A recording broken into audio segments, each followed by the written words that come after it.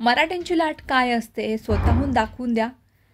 एक दिवसासाठी काम बाजूला ठेवून खेड्यातील, तालुक्यामधील आणि जिल्ह्यामधील, शहरातील सगळे मराठे त्या रविवारी 29 जुलैला आंतरवाली सराटीत या.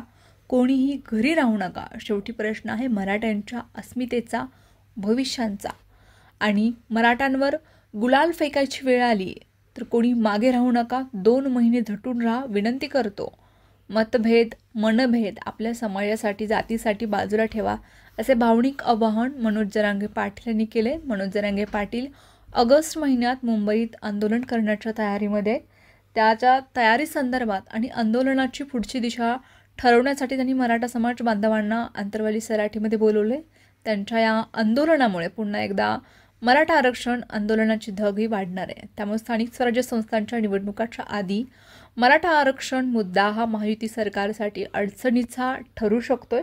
त्यामुळे आंदोलनाचा राजकीय अर्थ देखील काढले जात आहेत. नोव्हेंबरमध्ये महापालिका निवडणूक होण्याची शक्यता आहे आणि ऑगस्टपासून मनोज जरांगेंचं आंदोलन सुरू होणार आहे.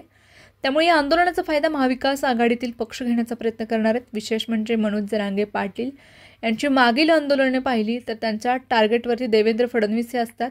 मागील सरकारमध्ये मुख्यमंत्री असलेल्या फडणवीसांना जरांगेंनी टार्गेट केलं होतं. आता तर ते मुख्यमंत्री पदावरती विराजमान आहेत. अशावेळी मराठा आरक्षणाचा रोष हा फडणवीसांच्या विरोधात व्यक्त होण्याची अधिक शक्यता आहे. विधानसभा निवडणुकीत मराठा विरुद्ध ओबीसी असं वातावरण निर्माण झालं होतं. त्याचा मोठा फायदा भाजपला झाला. त्यामुळे मराठा आरक्षणाच्या मागणीमध्ये फडणवीसांना टार्गेट करणं आणि मराठ्यांना ओबीसीमधून आरक्षण द्या या मनोज जरांगेंच्या मागणीमध्ये पुन्हा ओबीसी संघटना स्थानिक स्वराज्य संस्थांच्या निवडणुकीत एकवटण्याची शक्यता आहे. देवेंद्र फडणवीस विरुद्ध मनोज जरांगे असा सामना मराठा आरक्षणाच्या मागणीच्या निमित्तानं झाला तर तो महायुतीमधील मित्रपक्षांना देखील हवाच असणार आहे. कारण एकनाथ शिंदे यांच्या बाजूने मराठा मतदार उभे राहण्याची शक्यता वाढते. मराठा चेहरा म्हणून कधी काही अजित पवार यांच्याकडेही पाहिले जात होतं, मात्र त्यांनी आपली प्रतिमा तशी होऊ दिली नाही.